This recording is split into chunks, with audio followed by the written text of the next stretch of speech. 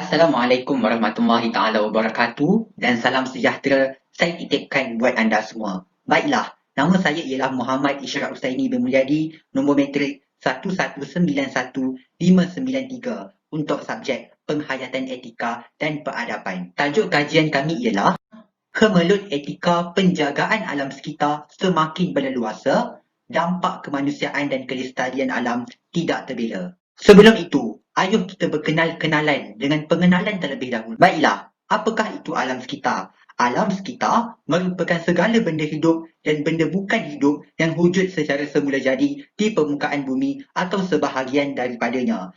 Makna kata, alam sekitar ini secara mudahnya boleh untuk didefinisikan juga sebagai apa-apa perkara yang berada di sekeliling kita. Hal ini termasuklah flora dan juga fauna. Yang mana seperti kita tahu, flora ini ialah tumbuh-tumbuhan dan fauna haiwan ataupun binatang yang melata hidup di muka bumi ini. Objektif kajian. Dalam kajian kami ini, ada 3 objektif kajian. Pertama, mengenal pasti tindakan manusia yang tidak beretika terhadap penjagaan alam sekitar. Ini juga boleh untuk diklasifikasikan sebagai punca kepada pencemaran alam sekitar.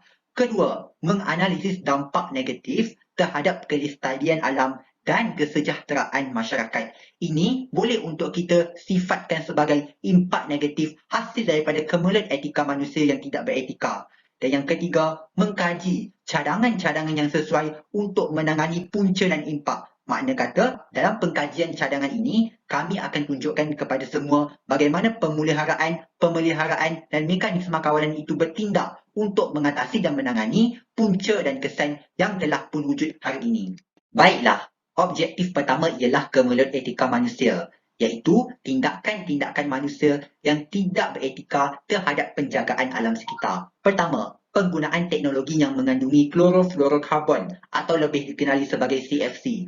Komposisi bahan kimia ini mengandungi partikel-partikel klorofluorokarbon yang boleh untuk menipiskan lapisan ozon. Contoh-contoh teknologi yang mengandungi bahan CFC ialah peti sejuk dan juga pendingin hawa.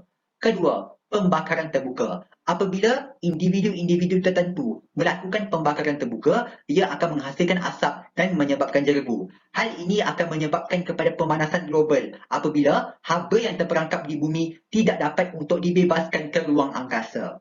Ketiga, pembuangan sisa domestik. Kita semua tahu, hari ini masyarakat melakukan pembuangan sisa domestik di mana dalam kawasan perumahan mereka melakukan pembuangan sampah sarap. Kedua, di aktiviti perkilangan, bagaimana bahan-bahan kimia disalurkan ke dalam sungai, akhirnya menyebabkan pencemaran air. Keempat, pemburuan haram. Kita semua tahu bagaimana penjenayah-penjenayah alam kita melakukan aktiviti pemburuan haram terhadap haiwan-haiwan yang diancam kepupusannya sehingga menyebabkan haiwan-haiwan ini tidak dapat hidup dalam keadaan yang aman. Seterusnya, apakah dampak negatif hasil daripada kemelut etika manusia yang tidak beretika dalam penjagaan terhadap alam sekitar? Pertama, kesihatan manusia akan terjejas. Hal ini dikatakan demikian kerana manusia mudah untuk mendapat penyakit. Contohnya, sakit tekak atau batuk akibat daripada jerebu yang berlaku. Kedua, kanser kulit disebabkan sinaran UV dan ultra ungu yang masuk ke kawasan bumi akibat daripada penipisan lapisan ozon. Kedua, pemanasan global. Apabila berlakunya pemanasan global, ia akan meningkatkan kadar kecepatan untuk pencairan glasier di kutub utara. Contohnya, apabila berlakunya pencairan glasier, ia akan menyebabkan beberapa buah negara pulau akan tenggelam.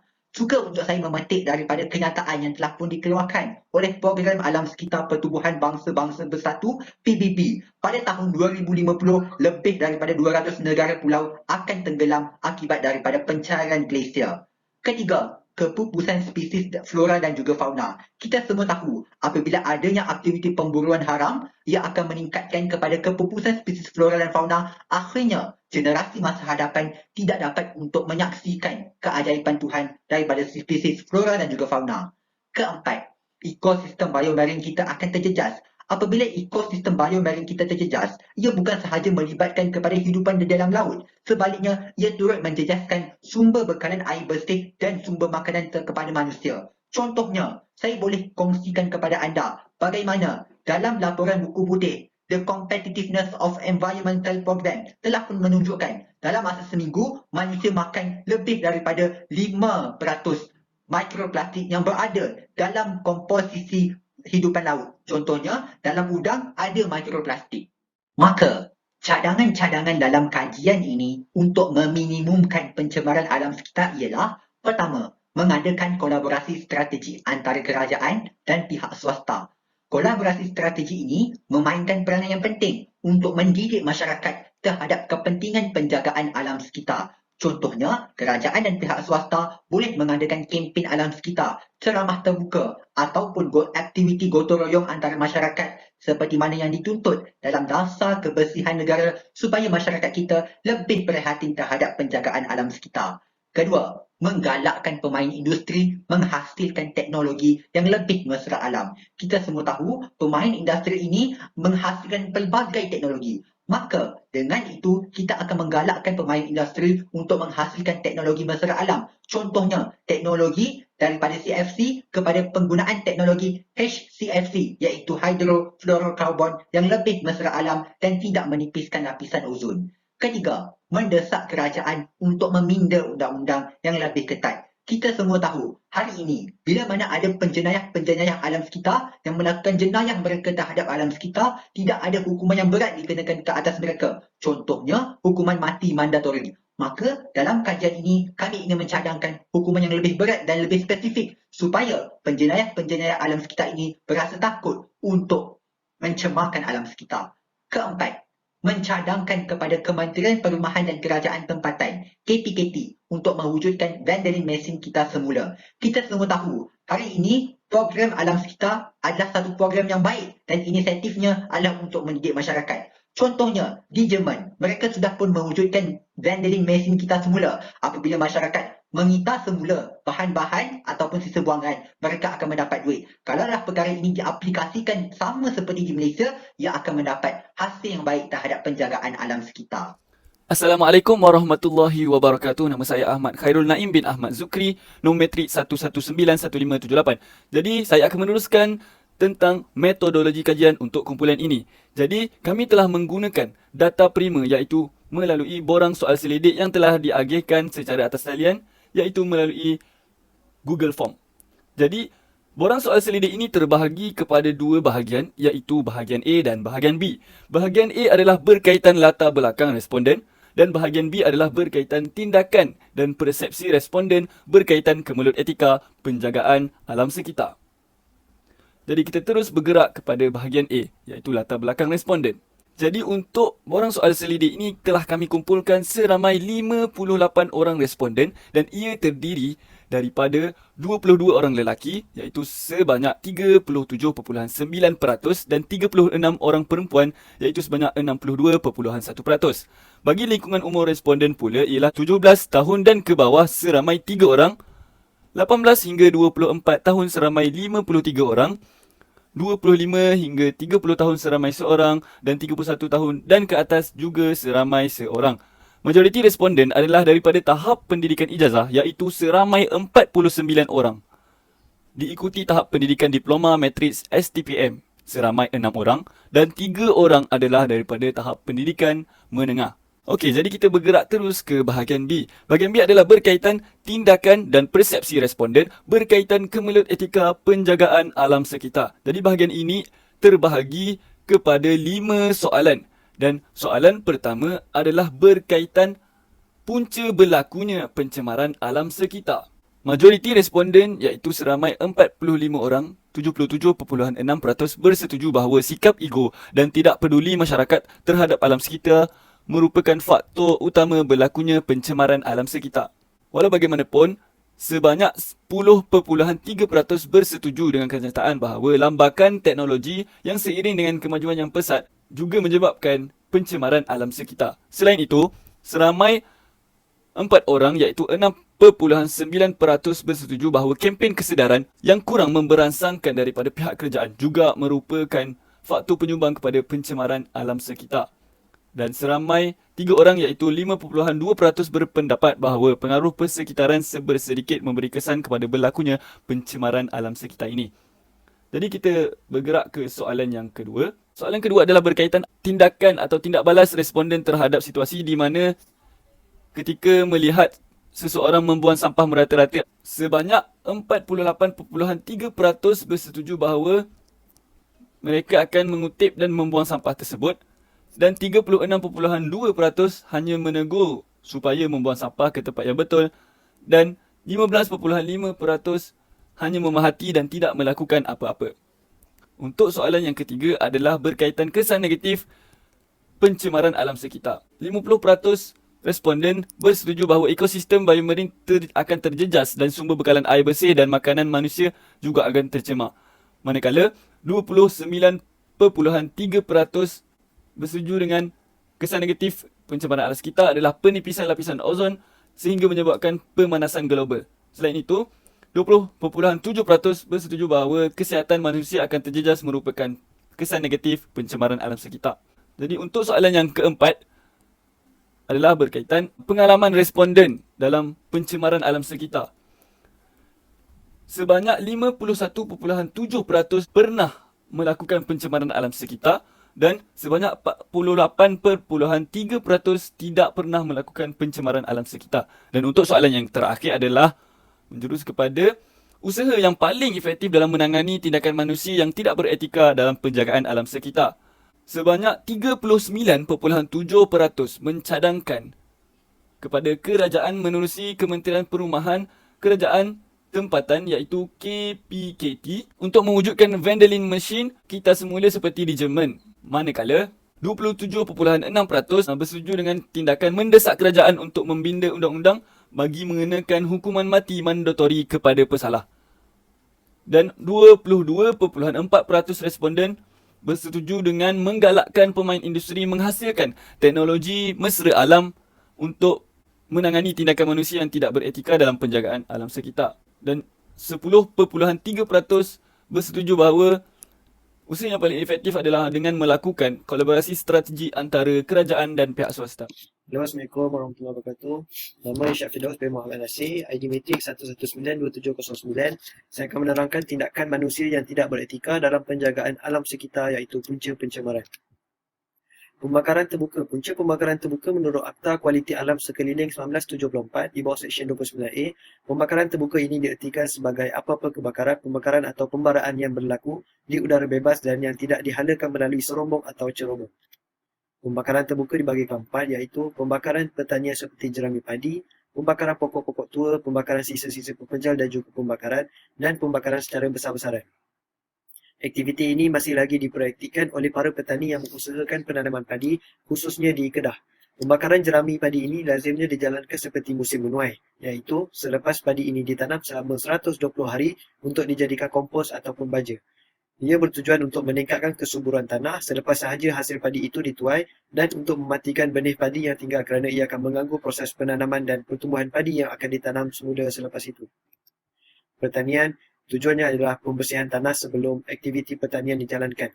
Industri sawit di Malaysia telah mengamalkan polisi zero burning iaitu untuk mencapaikan kelestarian. Malangnya industri padi negara menyumbang kepada pelepasan karbon dioksida ke udara. Ini kerana apabila musim padi telah selesai, residu jerami padi telah dibakar. Jerami juga boleh dijadikan sukupan iaitu permukaan tanah ditutup bertujuan untuk memelihara kelembapan tanah selain dapat mengawal rumpai dan meningkatkan kesuburan tanah. Selain itu, sisa tanaman atau sisa pertanian juga boleh dibiarkan terurai di ladang dengan bantuan bakteria penggalak dan enzim. 3.1. Dampak kemanusiaan dan kelestarian alam tidak terbela. Kesan negatif daripada perbuatan ini. Maksud dan punca pencemaran udara. Pencemaran udara disebabkan oleh pelepasan asap melalui egsos kenderaan, kawasan industri yang pelepasan asap atau bahan pencemar, dan penggunaan dapur arang atau kayu yang tidak terkawal.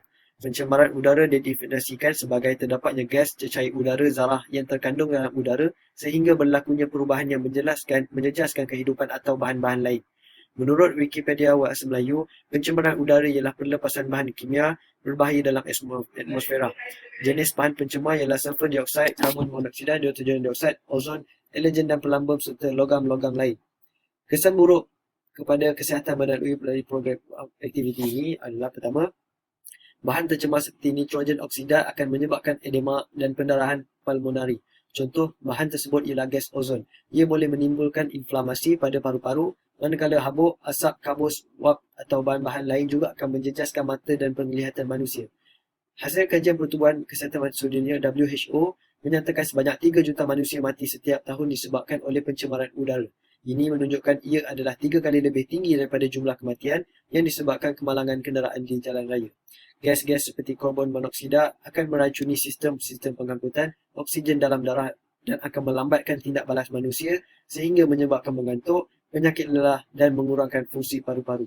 Baiklah, Assalamualaikum warahmatullahi wabarakatuh. Nama saya Hidayat Rahmatullah bin Ibrahim, 1191551. Pada hari ini, saya akan menceritakan tentang penggunaan teknologi yang mengandungi CFC. Pada dasarnya, CFC ialah fluorochlorocarbon ataupun boleh dikelaskan sebagai CFC, sejenis sebatik organik yang berbentuk gas yang mengandungi 3 unsur utama iaitu karbon, klorin dan juga fluorin. Ia juga dikenali sebagai DuPont freon, yang mana DuPont ini adalah mesin yang menghasilkan freon. Freon itu sendiri adalah CFC pada asalnya. Ia dikelaskan dalam kelas bahan kimia sintetik yang tidak berbau, tidak mudah terbakar dan lengai dari segi kimia. CFC ditemukan dan disintesiskan pada tahun 1892 dan kegunaannya ditemui pada tahun 1920 disebabkan oleh jurang teknologi pada masa tersebut. Seterusnya, kita lihat penggunaan CFC boleh ditemui pada teknologi seperti peti sejuk, alat pendingin hawa dan semburan aerosol. Penggunaannya amatlah meluas di seluruh dunia disebabkan oleh ia merupakan satu keperluan dalam kehidupan seharian. Murah, senang didapati di kedai-kedai seperti supermarket, mall dan sebagainya dan berguna. Baiklah, kesan CFC. Saya dapat bahagikan kepada 4. Yang pertama, kesan terhadap alam sekitar dan peradaban manusia, kesihatan manusia, penipisan lapisan ozon, seterusnya menyebabkan pemanasan global, kesan buruk kepada kehidupan marin, flora dan fauna. Yang pertama, alam sekitar dan peradaban manusia yang mana ia akan menyebabkan ais di kutub utara dan kutub selatan mencair disebabkan oleh pemanasan global yang ketara, dan seterusnya akan menyebabkan kawasan daratan akan dinaiki air. Oleh itu, manusia akan kehilangan tempat tinggal dan akan terjejas. Seterusnya, terjadinya kemarau yang mana akan memberi kesan kepada kehidupan, tumbuhan mati dan juga haiwan-haiwan juga akan mati dan hilang sumber makanan. Manusia pula akan negeri-negeri yang mengamalkan agraria iaitu unsur utamanya meliputi tumbuh-tumbuhan dan juga tanah-tanaman akan berkurangan dan musnah. Bukan itu saja, disebabkan ketidakstabilan iklim ini akan menyebabkan hujan dalam tempoh yang jarang berlaku, dan apabila berlaku ia akan hujan dengan amat lebat daripada tempoh yang lama, dan kesan kepada peradaban manusia akan menyebabkan banjir. Contohnya banjir yang berlaku di Kelantan pada 4 tahun lepas.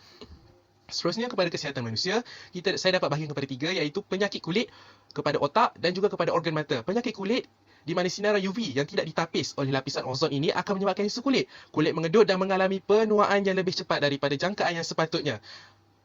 Kesan kepada otak pula akan menyebabkan migrain dan boleh menyebabkan pitam dan kadang-kadang boleh sampai mati disebabkan oleh suhu yang terlampau panas yang memberi efek kepada otak manusia.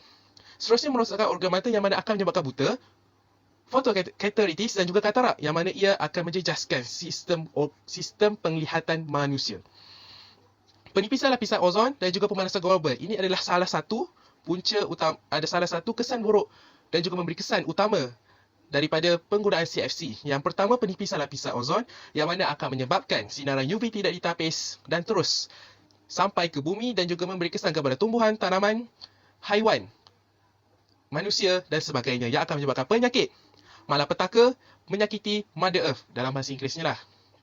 Seterusnya, pemanasan global pula iaitu disebabkan oleh pemerangkapan haba disebabkan oleh gas-gas ini terkumpul di lapisan ozon dan tidak dapat lepas ke ruang angkasa dan menyebabkan rumah hijau yang mana ia tidak melepaskan haba tersebut. Haba tersebut akan tersangkut di dalam gerombolan di dalam gas-gas tersebut, dan kita boleh katakan dia seperti kesan rumah hijau yang mana ia juga akan memantulkan kembali cahaya ke bumi.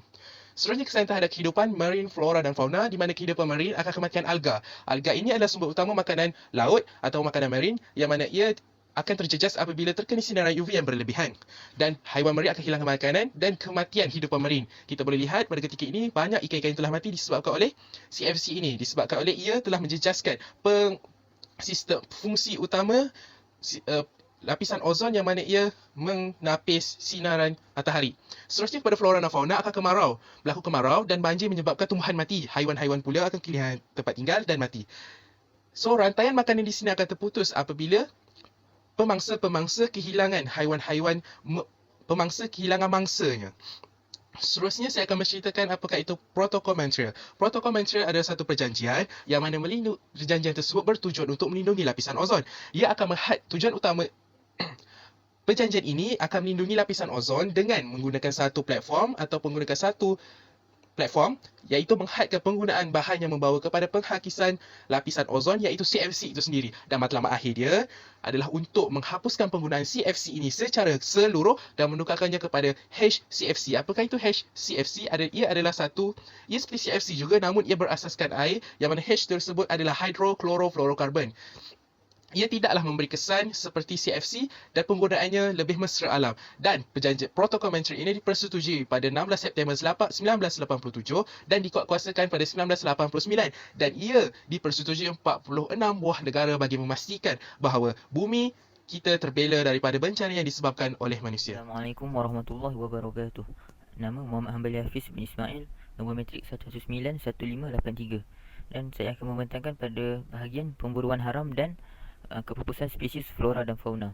Okey, yang pertama adalah pemburuan haram. Apa yang kita dapat fahami, pemburuan haram ni terjadi apabila seorang atau satu pihak itu memburu atau membunuh haiwan tanpa mengikut lunas undang-undang atau dalam bahasa mudahnya melanggar peraturan dan tidak mendapat lesen secara yang sah. Dan kebiasaannya pemburuan haram ini dikaitkan dengan 3 motif utama iaitu perubatan, dijadikan sebagian hidangan makanan dan yang ketiga penjualan anggota badan haiwan tersebut. Baik, perubatan yakni satu masyarakat itu mempercayai bahawa anggota dan haiwan-haiwan tertentu mampu menyembuhkan penyakit. Contohnya dalam perubatan tradisional Cina yang mana mengatakan pundi empedu ular mampu menyembuhkan penyakit bronkitis, yakni penyakit yang berkaitan dengan saluran pernafasan. Seterusnya adalah hidangan makanan. Antara tujuan utama mereka mengambil haiwan liar ini sebagai hidangan eksotik dan jadikan makan adalah kerana mereka mempercayai bahawa pemakanan seperti ini mempunyai khasiat yang sangat tinggi. Contohnya, masyarakat Cina memakan kura-kura bertujuan dan beranggapan bahawa sesiapa yang makan kura-kura ini mampu memanjangkan hayat usia mereka. Dan yang ketiga adalah penjualan anggota badan tertentu haiwan tersebut. Antara penjualan ini disebabkan hasil pulangan yang sangat lumayan kerana permintaan sangat tinggi. Mereka beranggapan bahawa dengan memiliki satu anggota badan yang tertentu ini akan mempunyai nilai estetika yang sangat tinggi dan juga menimbulkan simbol kemagahan, dan ada juga yang mengaitkan dengan kepercayaan yang mistik. Antara barang yang sering dijadikan tumpuan adalah kuku harimau, gading gajah dan sumbu badak. Dan seterusnya adalah kepupusan spesies flora dan fauna.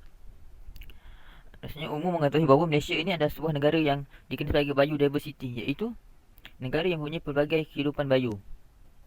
Hal ini dibuktikan apabila pelbagai jenis tumbuhan dan haiwan hidup dan terdapat dan wujud di Malaysia, sama ada di laut, di darat maupun di udara.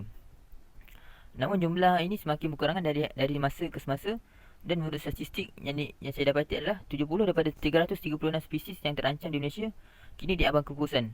Antara contoh yang paling jelas adalah harimau belang ataupun dikenal sebagai harimau Malaya, yang mana direkodkan tidak kurang daripada 300 ekor sahaja. Dan satu contoh pada contoh kepupusan di Malaysia adalah badak sumbu Sumatera.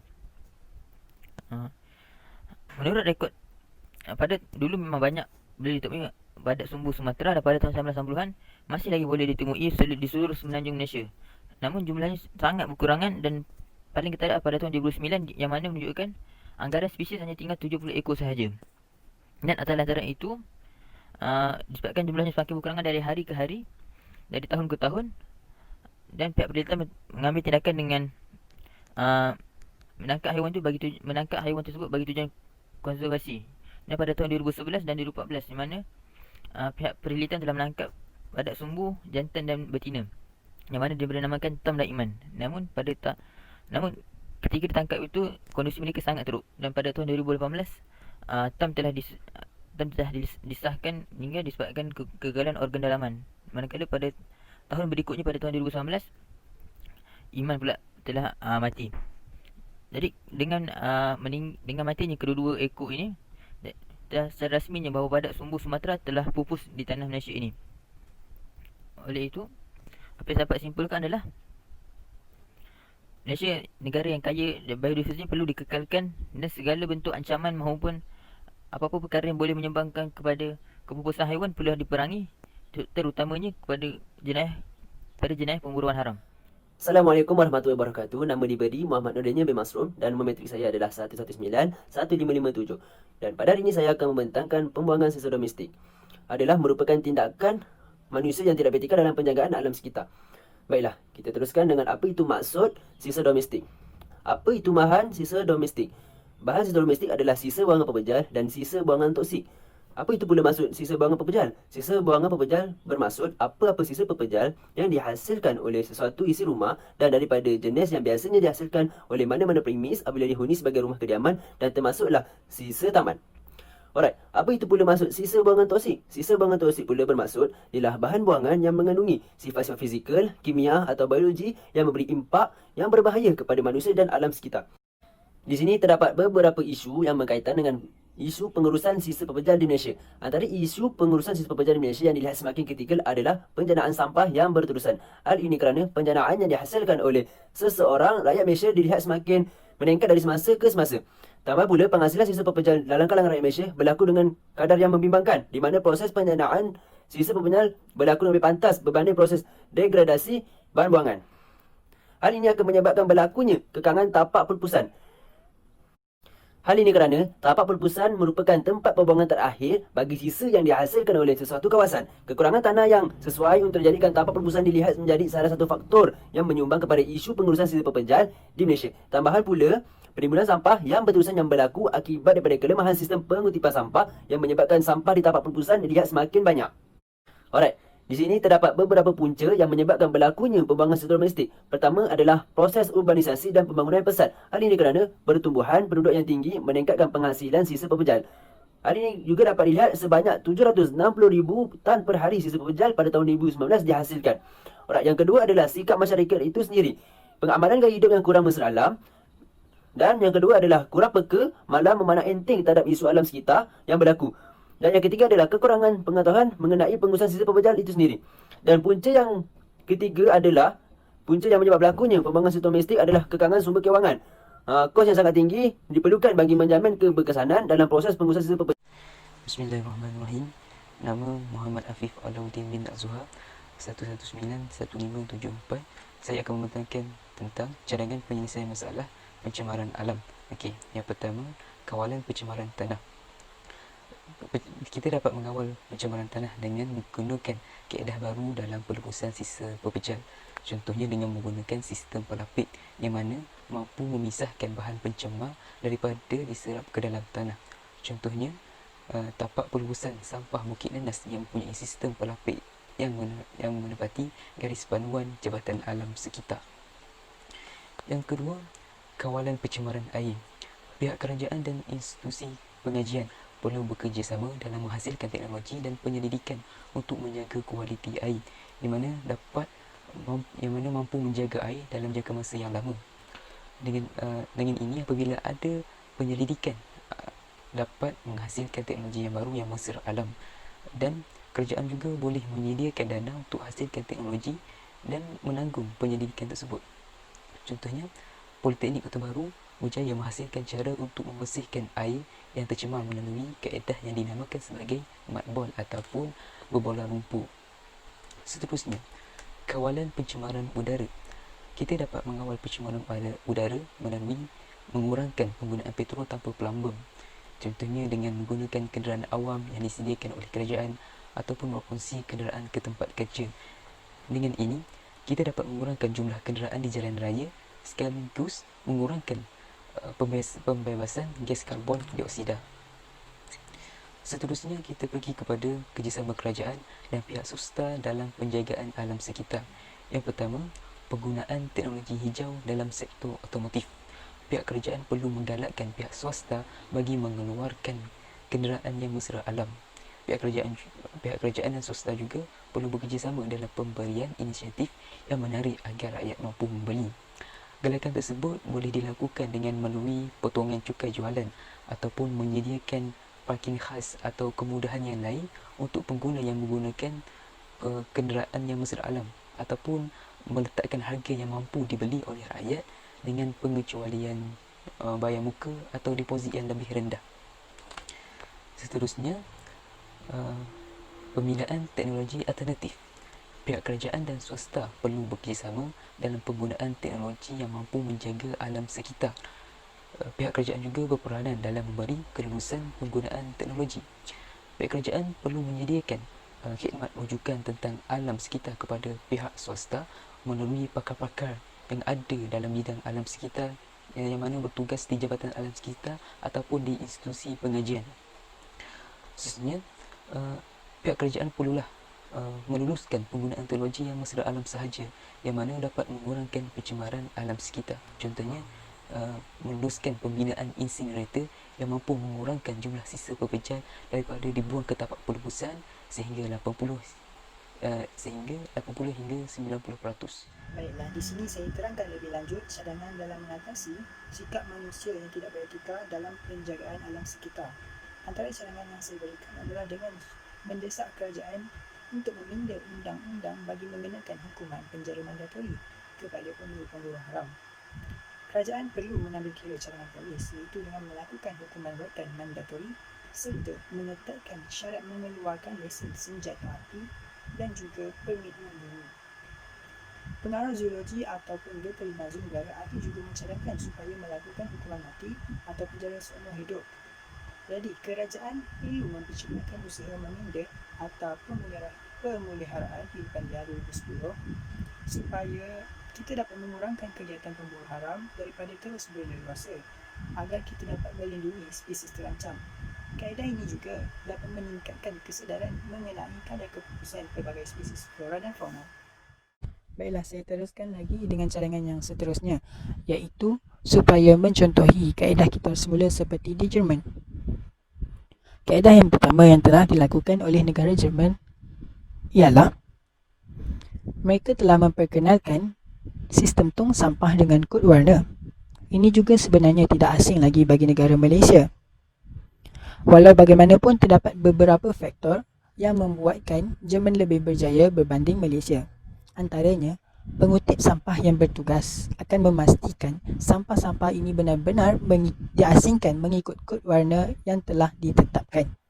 Sekiranya salah, sampah itu tidak akan dikutip. Mereka juga melabel setiap tong sampah, bukan sahaja dalam bahasa Jerman. Malah bahasa Inggeris juga dilabel agar pelancong tidak keliru atau terlupa fungsi kod warna tong sampah tersebut. Aspek yang kedua dalam penjayaan sistem ini adalah penguatkuasaan kerajaan. Baiklah, sekiranya tiada tindakan oleh kerajaan bagi kawasan yang tidak mengikut prosedur yang telah ditetapkan, maka rakyatnya akan hanya menjalankan tanggungjawab mereka dengan hanya sambil lewa, seperti di Malaysia. Kaedah yang seterusnya adalah insentif pemulangan botol untuk dikitar semula. Ini merupakan sebuah program yang unik yang dapat menggalakkan rakyat untuk mengitar semula. Botol boleh dikitar semula dan boleh dipulangkan semula ke pasar raya dan bergantung pada jenis, mereka akan dibayar bagi pemulangan botol tersebut. Ini merupakan situasi yang mampu memberi impak positif kepada semua pihak, termasuk pengguna mahupun kerajaan itu tersendiri. Di mana pengguna dapat menebus sedikit wang insentif, kerajaan juga dapat memaksimumkan kadar peratusan kitar semula. Seterusnya ialah polisi kerajaan. Baiklah, bagaimana polisi kerajaan berjaya dilakukan? Mereka telah menyusun strategi, iaitu strategi pengurusan bahan terbuang. Dan mereka juga melakukan penetapan bagi pengurusan kitar semula dan pembungkusan produk setiap syarikat. Baiklah, itu sahaja cadangan daripada saya.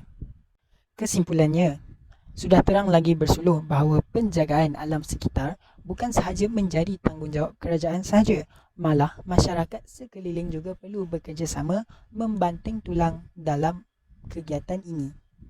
Seterusnya, kerajaan wajar mencontohi nilai-nilai yang baik dari negara lain agar dapat membantu negara memulihkan alam sekitar serta meminimumkan kadar peratusan pencemaran alam di Malaysia.